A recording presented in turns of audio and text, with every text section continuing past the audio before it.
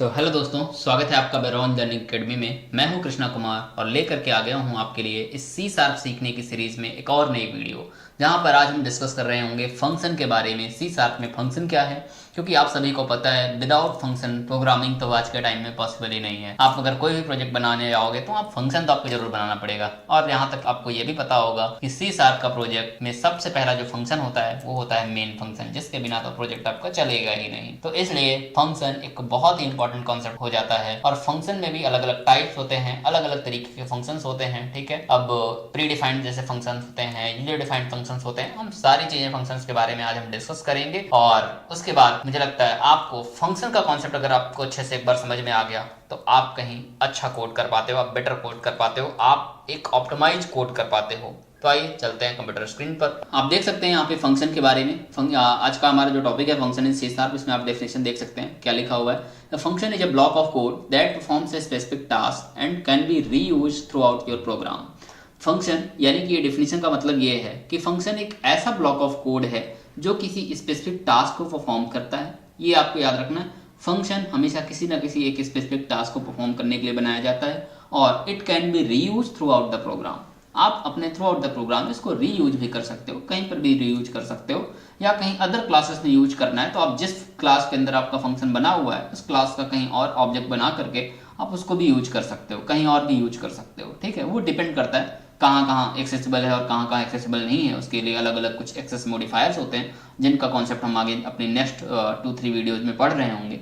ठीक है, तो फिलहाल अभी हम यहाँ पे समझेंगे फंक्शन के बारे में। और मुझे लगता है डेफिनेशन आपको समझ में आ गई होगी। एक ऐसा ब्लॉक ऑफ कोड है जो किसी पर्टिकुलर टास्क को परफॉर्म कर रहा होता है और उसको हम फंक्शन बोल देते हैं, फंक्शन का नाम दे देते हैं।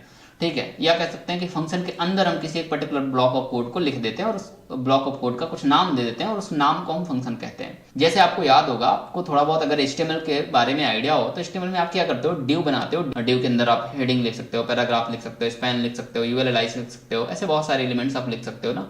तो डिव क्या हो जाता है, कंटेनर होता है और उसके अंदर आप कुछ चीजें लिख रहे होते हो। वैसे यहाँ पे फंक्शन भी समझो कंटेनर की तरह है, कोई नई चीज नहीं है। बस यहाँ ये है कि इस कंटेनर का एक स्पेसिफिक नाम बन जाता है, उसका रिटर्न टाइप बन जाता है, उसके और पैरामीटर्स बन जाते हैं, मतलब बहुत सारी चीजें होती हैं। लेकिन समझो एक कंटेनर ही है जिसका कुछ नाम होता है और उस नाम के थ्रू आप उसको कहीं पर भी यूज भी कर सकते हो कॉल कर करके। और एक चीज ये याद रखना कि फंक्शन बिना कॉल किए कभी नहीं चलता। फंक्शन आप बना दो, बनाने बस से कुछ नहीं होगा जब तक कि फंक्शन को कॉल नहीं किया जाएगा। ये बात आप मेरी याद रखना थ्रू आउट द वीडियो। जब हम प्रोग्राम में कोड कर रहे होंगे तो आपको ये बात याद आनी चाहिए कि फंक्शन बिना कॉल किए नहीं चलेगा। ठीक है, तो आपको डेफिनेशन समझ में आ गई होगी। उसके बाद पर्पज क्या है, पर्पज है फंक्शन का कि function helps in organising code, improving readability and reusability. Simple सी बात है, फंक्शन हम इसीलिए बनाते हैं ताकि हम कोड को थोड़ा और अच्छा ऑर्गेनाइज कर सके, जिससे कोई और डेवलपर हमारा कोड देखे उसे आसानी से समझ में आए। हर पर्टिकुलर टास्क के लिए हम प्रॉपर एक नया फंक्शन बनाए, उसका नाम दिया हो, जिससे कोई नाम देख के समझ में आ जाए कि फंक्शन क्या कर रहा होगा,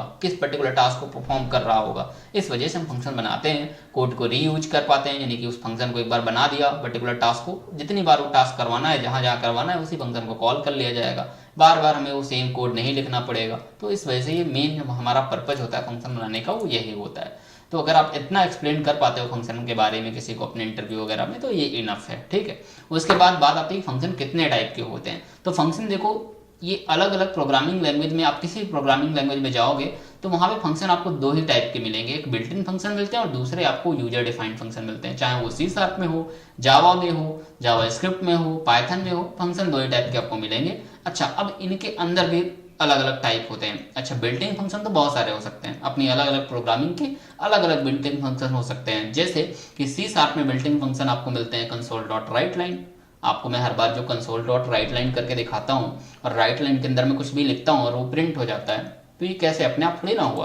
कंसोल नाम की क्लास है और उस क्लास के अंदर राइट लाइन नाम का फंक्शन बना हुआ है, इसीलिए मैं पहले क्लास का नाम लिखता हूँ कंसोल, डॉट लगाता हूँ, फिर राइट लाइन लिखता हूँ, उसके अंदर मैं कुछ पास करता हूँ, उस चीज को प्रिंट कर देता है। तो ये राइट लाइन क्या है, उस क्लास का, कंसोल क्लास का फंक्शन है। ठीक है, तो ये क्या है, फ्री डिफाइंड फंक्शन है या बिल्ट इन फंक्शन है कह सकते हैं। इसको किसी ने बनाया नहीं, मतलब आपने नहीं बनाया, जिसने सी शार्प बनाई उसने बना के छोड़ दी। ठीक है, समझ रहे, वो ऑलरेडी बना हुआ है उस लैंग्वेज में, तो इसको हम बिल्ट इन फंक्शन बोलते हैं।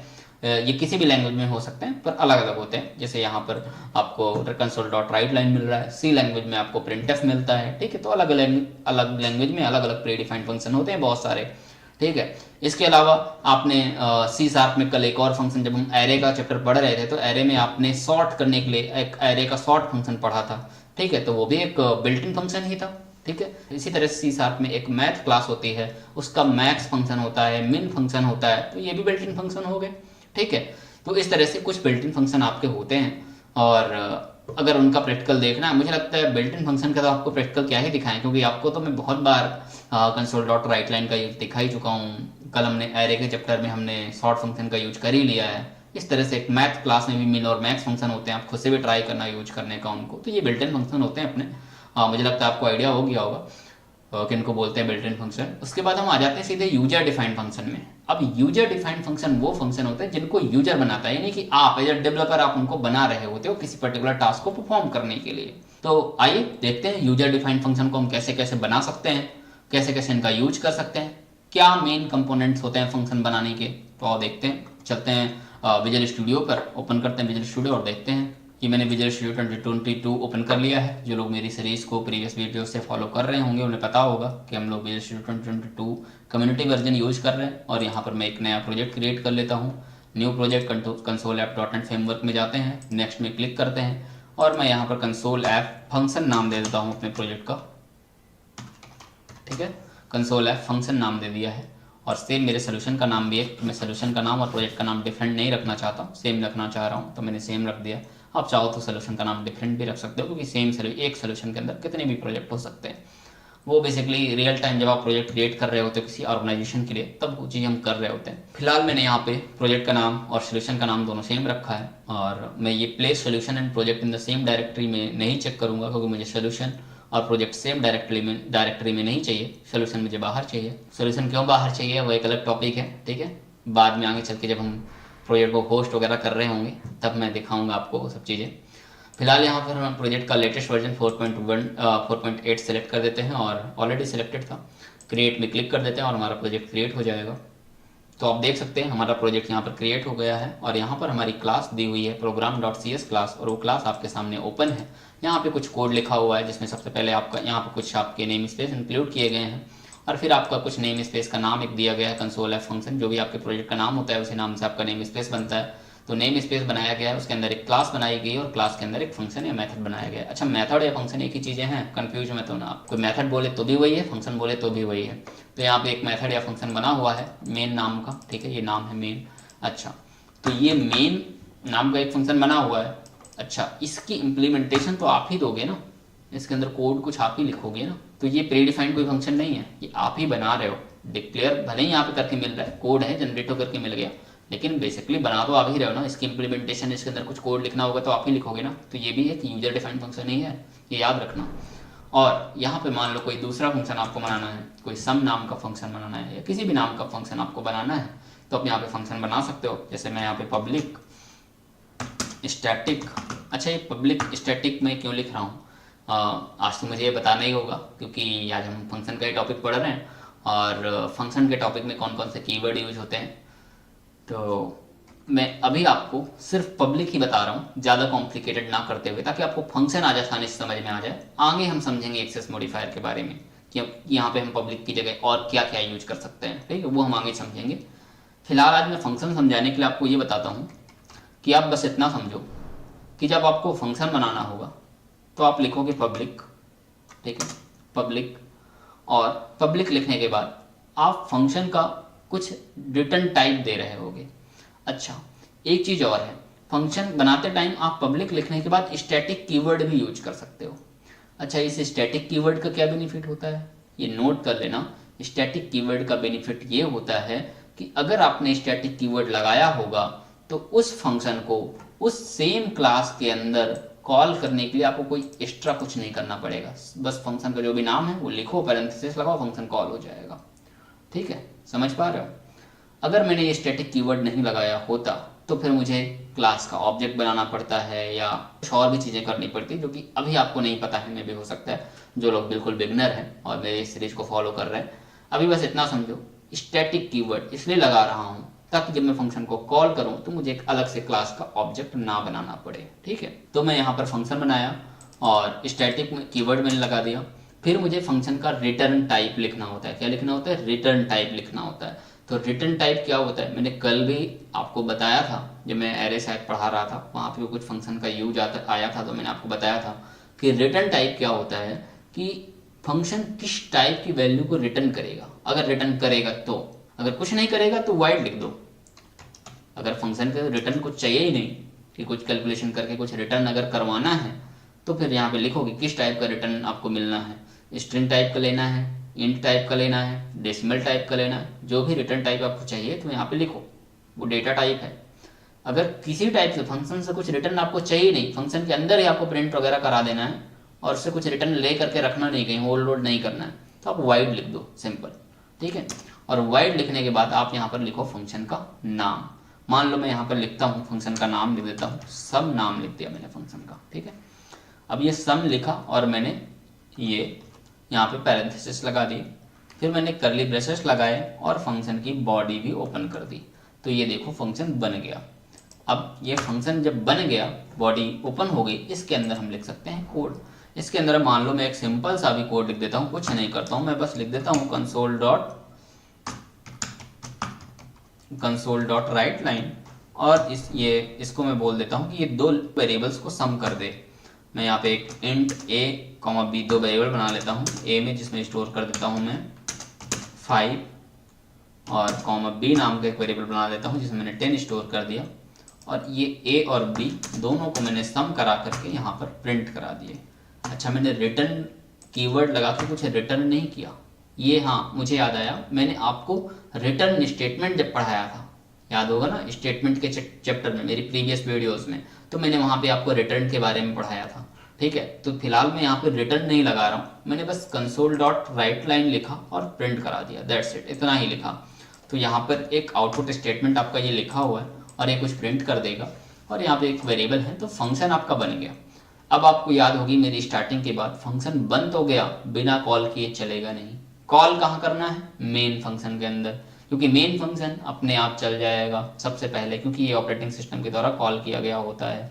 ठीक है, तो ये मेन फंक्शन सबसे पहले चलेगा, तो मेन फंक्शन सबसे पहले चलेगा, तो मैं यहाँ पर मेन के अंदर उस सम को कॉल कर देता हूँ। तो मैं यहाँ पे उस सम फंक्शन को ऐसे लिखूंगा और पैरेंथेसिस लगा दूंगा, ये कॉल हो गया। अच्छा, अगर मैंने यहाँ पर स्टैटिक कीवर्ड नहीं लगाया होता तो ये मेरा सम फंक्शन वहाँ पे कॉल नहीं हो पाता, वो देखो वहाँ पर एरर आ रही है। ठीक है, तो इस तरह से हमने यहाँ पर स्टैटिक टाइप का एक फंक्शन बनाया, उसको कॉल किया। तो मुझे लगता है आपको फंक्शन बनाना समझ में आ गया होगा। अच्छा, जब फंक्शन बनाया तो फंक्शन के साथ दो चीज़ें होती हैं। एक तो मैं अगर सिर्फ इतना लिखूँ, इतना, तो ये फंक्शन की सिर्फ डिक्लेरेशन हुई, और अगर मैंने फंक्शन की बॉडी लिख दिया तो फंक्शन की इनिशियलाइजेशन भी हो गई, मतलब फंक्शन की बॉडी भी बन गई।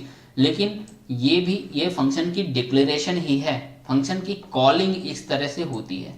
ठीक है, ये डिक्लेरेशन है लेकिन बॉडी के साथ, लेकिन ये है फंक्शन की आपकी कॉलिंग। फंक्शन यहाँ पे कॉल हो रहा है और यहाँ पे फंक्शन डिक्लेयर हो रहा है। यहाँ पे क्या हो रहा है? यहाँ पे फंक्शन आपका डिक्लेयर हो रहा है और यहाँ पे आपका डिक्लेयर और उसकी बॉडी भी बन रही है, और यहाँ पे आपका फंक्शन कॉल हो रहा है, फंक्शन कॉल हो रहा है। अगर मैं फंक्शन को कॉल करता नहीं तो वो कोड चलता ही नहीं फंक्शन का, सम वाला, सम के अंदर जो सम कराया गया, ये चीज़ याद रखना।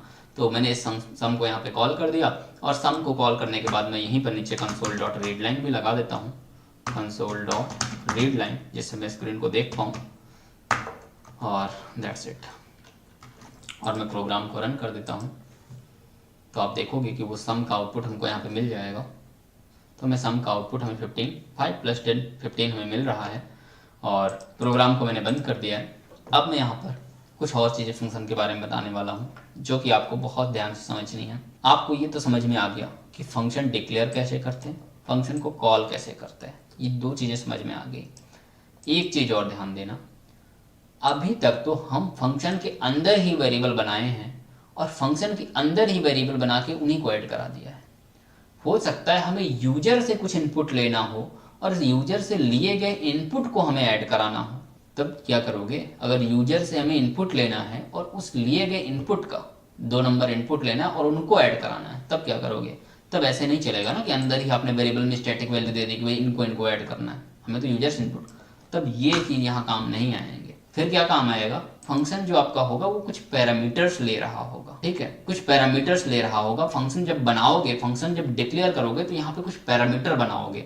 जैसे मुझे 2 वैल्यू लेनी है तो मैं इंट टाइप की वैल्यूज लेनी है तो मैं इंट टाइप का एक पैरामीटर बना लेता हूँ a और दूसरा इंट टाइप का बना लेता हूँ b। अब वही a और b यहाँ पर देखो नीचे यूज हो जाएंगे। अब ये फंक्शन a और b तो ले रहा है, ये ध्यान देना, पैरामीटर टाइप का फंक्शन हमने बना दिया, फंक्शन डिक्लेरेशन विथ पैरामीटर।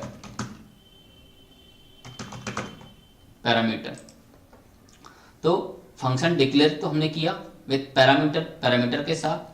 अब जब हम फंक्शन को कॉल करेंगे तो वो जो पैरामीटर्स हमने यहाँ पे बनाए थे ना, उनको हमें एज अ आर्ग्यूमेंट यहाँ से पास भी करना पड़ेगा, ठीक है, एज अ आर्ग्यूमेंट यहाँ से पास भी करना पड़ेगा।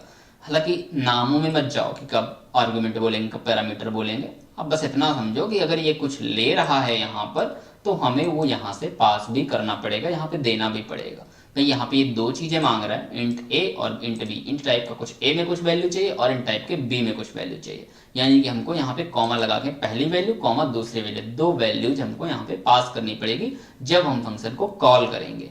अच्छा, यहाँ पे मैंने तो सिर्फ 2 ही चीजें ली हैं। हो सकता है जब आप रियल टाइम फंक्शन में काम करो, अपने रियल टाइम प्रोजेक्ट में काम करो, तो एक फंक्शन बहुत सारी चीजें ले रहा हो, ठीक है, 5-6 चीजें ले रहा हो और वो सारी चीजें आप यहाँ पे पास कर रहे हो सकता है कोई फंक्शन एरे ले रहा हो और आप एरे यहाँ पे पास कर रहे हो। कल की मैंने वीडियो में आपको जब एरे का चैप्टर पढ़ाया था, आप मेरी प्रीवियस वीडियो देख लो जो लोग नए हो, मैंने आपको ये भी बताया था कि आप किसी फंक्शन को एरे कैसे पास कर सकते हो, ठीक है।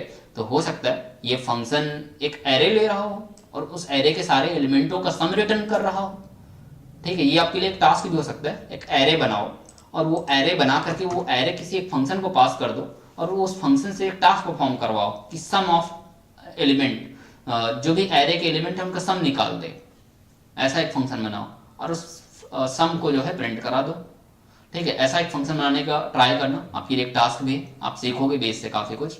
तो अभी हमने यहाँ पे बस एक सम नाम का फंक्शन बनाया, हमें चीजें चाहिए कि हमें 2 चीजें देनी है आर्ग्यूमेंट के रूप में, हम यहाँ पे 2 चीजें देते हैं। अच्छा, 2 चीजें अब आप यहाँ पे अगर स्टैटिक दे दोगे तो फिर भी आपने यूजर से इनपुट कहाँ से लिया, तो हमें यहाँ से क्या करना है, यूजर से इनपुट पहले लेना है और यूजर से इनपुट ले करके एक वेरिएबल में स्टोर करना है और वो वेरिएबल यहाँ पर देंगे और फिर उन वेरिएबल से वैल्यू आएगी इन वेरिएबल में और वो यहाँ पे फंक्शन के अंदर यूज होंगी और सम होकर के प्रिंट होंगी, ठीक है। तो मैं यहाँ पर पहले यूजर से इनपुट लेने के लिए लिखता हूँ कंसोल डॉट राइट लाइन। देखो कोड की ना आप लोग खुद से भी थोड़ा प्रैक्टिस करो, जैसे मैंने अभी आपको एक टास्क दिया ना छोटा सा, तो एरे बनाओ और पूरा कंप्लीट एरे को एक फंक्शन में पास कर दो और उस फंक्शन से सारे एलिमेंट्स का सम करा करके प्रिंट करा लो। ऐसे ऐसे मैंने टास्क दिए ना, इनको करने का थोड़ा सा प्रयास करो। जब आप खुद से कुछ कोड करोगे ना, मैं आपको पढ़ा दूंगा सब समझ में आ जाएगा, लेकिन जब तक आप कोड नहीं करोगे ना खुद से, तो आप इंटरव्यू नहीं निकाल पाओगे कभी, ऐसा। क्योंकि ये मेरी सीरीज आप सभी बिगनर्स के लिए है, जो लोग बिगनर्स अभी इंटरव्यू वगैरह देना चाहते हैं, अभी कॉलेज स्टूडेंट्स हैं, ये बिगनर के लिए मेरी सीरीज बेसिकली डेडिकेटेड है, एक्सपीरियंस के लिए नहीं है, ठीक है।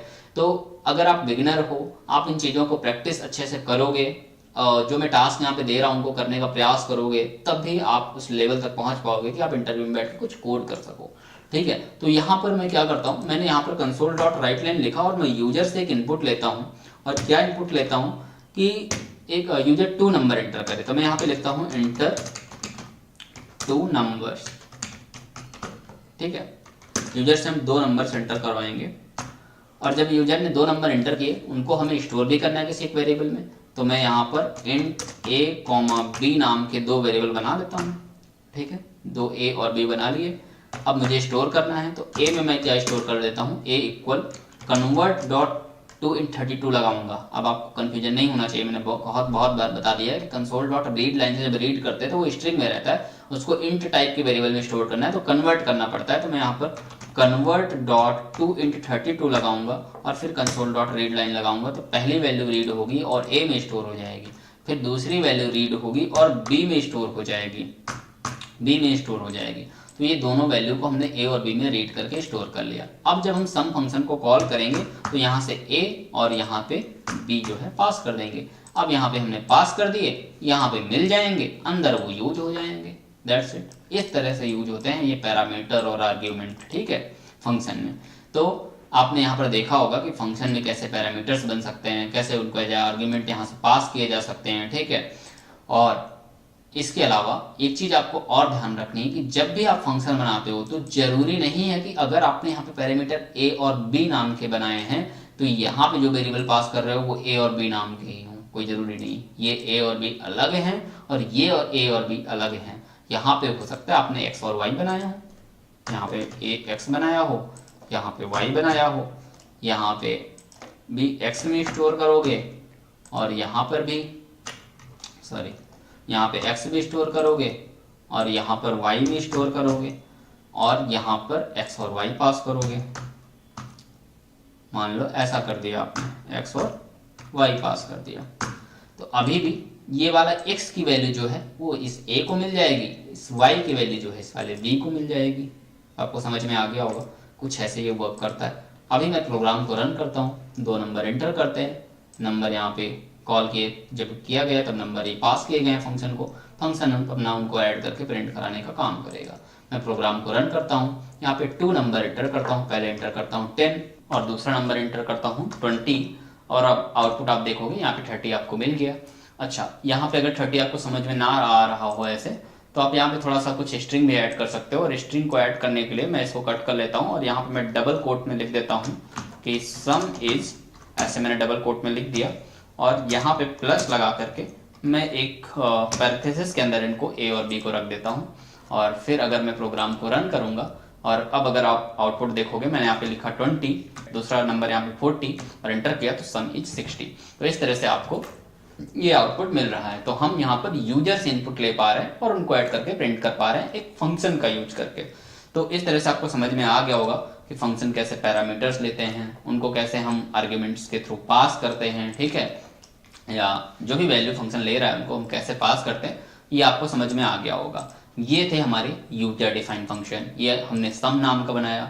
आप एक ऐसा फंक्शन बना सकते हो जो क्या करे, एक एरे ले और मान लो मैं एक थोड़ा सा, चलो आपको हिंट देता हूँ, मैं पूरा नहीं करूंगा, मैं एक एरे नाम का एक फंक्शन बनाता हूँ, सम ऑफ एरे ऐसे के नाम का एक फंक्शन बनाता हूँ। तो मैं यहाँ पे एक पब्लिक कीवर्ड लिखूंगा, फिर स्टैटिक लिखूंगा, फंक्शन बनाना है तो मुझे कीवर्ड लिखने हैं, फिर वाइड लिखना है क्योंकि मुझे कुछ रिटर्न करना नहीं है।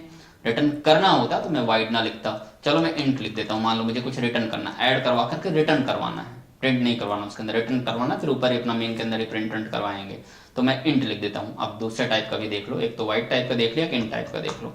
इंट बना लिया और इंट टाइप का हमने रिटर्न टाइप कर दिया। फंक्शन का नाम देना है तो मैं यहाँ पे दे देता हूँ sum of array, sum of array, ये मैंने फंक्शन का नाम दे दिया। और फंक्शन का नाम देने के बाद मैंने पैरेंथेसिस लगा दिए और फिर मैंने लगा दिया कर्ली ब्रेसेस, ये मैंने कर्ली ब्रेसेस लगा दिया, ओपनिंग और क्लोजिंग कर दी।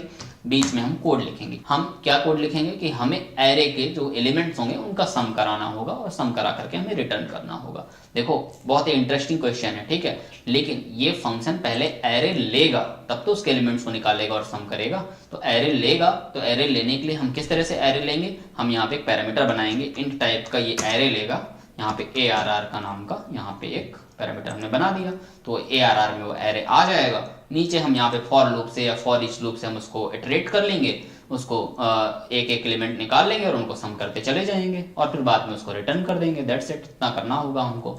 तो ये चीज हमने एक सम नाम का, चलो इस फंक्शन को मैं पूरा आपको बता ही देता हूँ, लेकिन मुझे लगता है ना आप एक बार वीडियो को पॉज कर दो और खुद से इस चीज को करने का प्रयास करो कि ये एक एरे ले रहा है। अब आपको इस मेन के अंदर क्या करना है, आना है, एक इंट टाइप का एरे बनाना है उसको और फंक्शन को कॉल करना है और फंक्शन को कॉल करते टाइम एरे अपना पास करना है और वो एरे यहाँ पे सम करे और सम करने के बाद रिटर्न करे और उसको आपको यहीं पे मेन के अंदर प्रिंट कराना है।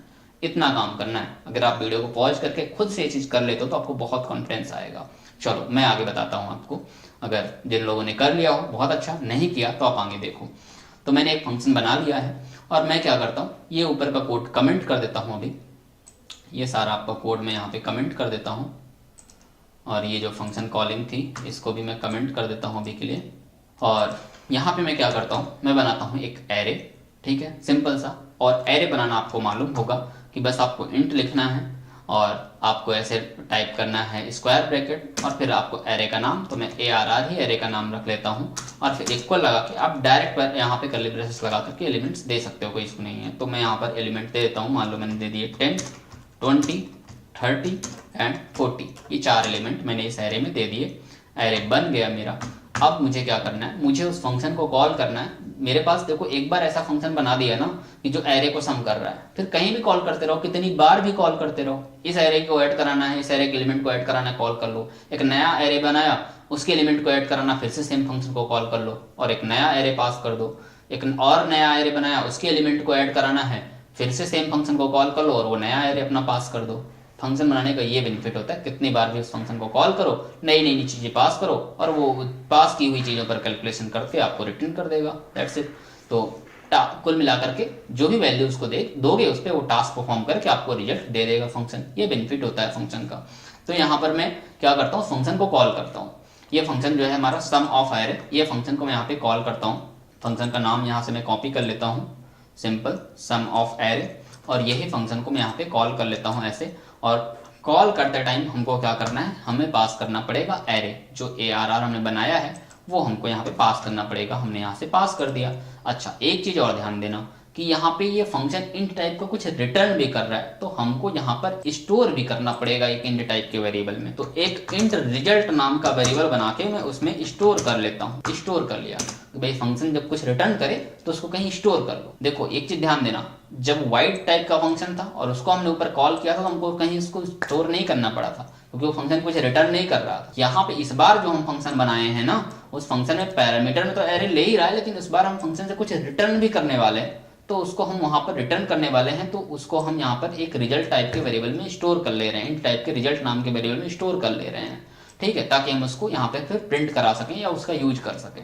अब मैं क्या करता हूँ, यहाँ पर मैं एरे जो आया है हमारा ARR में, जब यहाँ से मैंने फंक्शन को कॉल किया, एरे पास किया, एरे यहाँ पे आया, उस एरे का अब मुझे सम करना है। तो सम करने के लिए मैं पहले एरे के एक एक एलिमेंट को फॉर लूप से निकालता हूँ। तो मैं यहाँ पे लगाता हूँ फॉर लूप, और फॉर लूप का इनिशियलाइजेशन में स्टार्ट करता हूँ i = 0 से, और यहाँ पे मैं चलाता हूँ लूप को i <= कब तक, i <= AR तक। यानी कि अगर एरे में कितने एलिमेंट हैं, 4 एलिमेंट हैं, तो <4 तक चला रहा हूँ, i <4 तक, यानी कि 3 तक चलेगा। और इंडेक्सिंग 0 से शुरू होती है तो 0 1 2 3 तक ही जाएगा। तो 3 तक के एलिमेंट, एक एक एलिमेंट इस फॉर लूप के अंदर निकल के आएंगे, और फॉर लूप के अंदर जब एक एक एलिमेंट निकल के आएंगे उनका मैं सम यहाँ पे अंदर कराता जाऊंगा। कैसे कराऊंगा, मैं यहाँ पे फॉर के बाहर ही एक वेरिएबल बना लेता हूँ, इंट सम = 0, जिसमें स्टोर कर देता हूँ।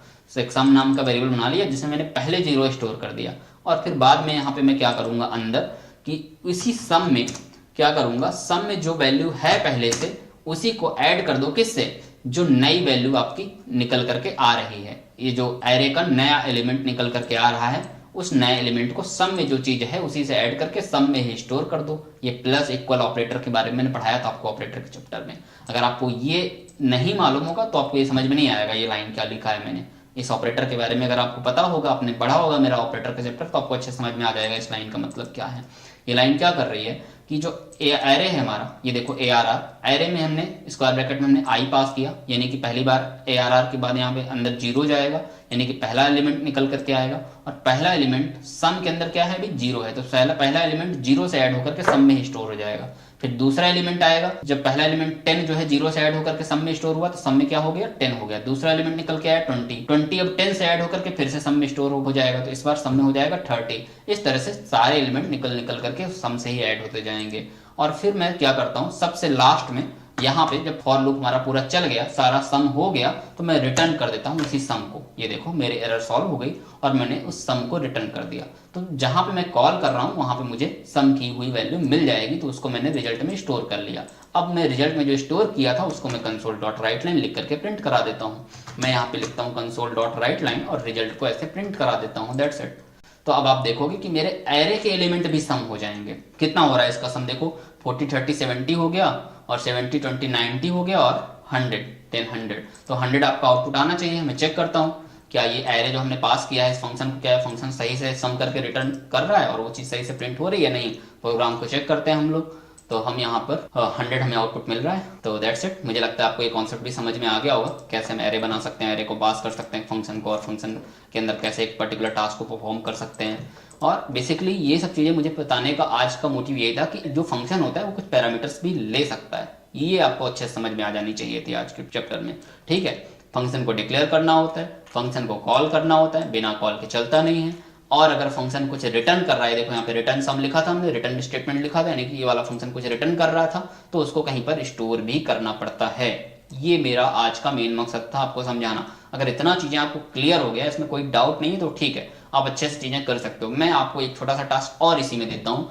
हमने क्या किया है, हमने एक एरे मैन्युअली बना लिया है 10, 20, 30, 40, और फिर उसी एरे को हमने इस फंक्शन को पास कर दिया। आपको क्या करना है, आपको अब दिमाग ये लगाना है कि ये एरे के जो आपने बनाया है, इस एरे में 10, 20, 30, 40 आपको मैन्युअली नहीं पास करना। आपको ये एलिमेंट यूजर से इनपुट लेने हैं, कि एरे के एलिमेंट यूजर इनपुट करे। ठीक है, और यूजर ही डिसाइड करे कि एरे कितनी लेंथ का होना चाहिए, कि एरे में 5 लेंथ का एरे होना चाहिए, 6 लेंथ का एरे होना चाहिए। ये यूजर ही डिसाइड करे। यूजर पहले ये इंटर करे किस एरे की लेंथ क्या होनी है, फिर एरे, एक बार यूजर ने लेंथ इंटर कर दी, फिर यूजर उन एलिमेंट को भी इंटर करे जो एरे के अंदर स्टोर करना है। और जब सारे एलिमेंट स्टोर हो जाएं, फिर वो एरे हम इसको पास करें। ये आपके लिए टास्क है। अगर आप ये कर पाते हो, बहुत कॉन्फिडेंस आएगा आपको। तो आई होप, मुझे लगता है आपको इस वीडियो से जरूर कुछ ना कुछ सीखने को मिला होगा। और अगर आपको मेरी वीडियो से कुछ भी चीजें सीखने को मिली हैं, कुछ भी आपका नॉलेज बढ़ा है, तो आप हमारे वीडियो को लाइक करें, कमेंट करें, आपको क्या नहीं समझ में आया, क्या समझ में आया, क्या अच्छा लगा, क्या नहीं अच्छा लगा। चैनल को सब्सक्राइब करें और बने रहें मेरी सीरीज में ऐसे ही।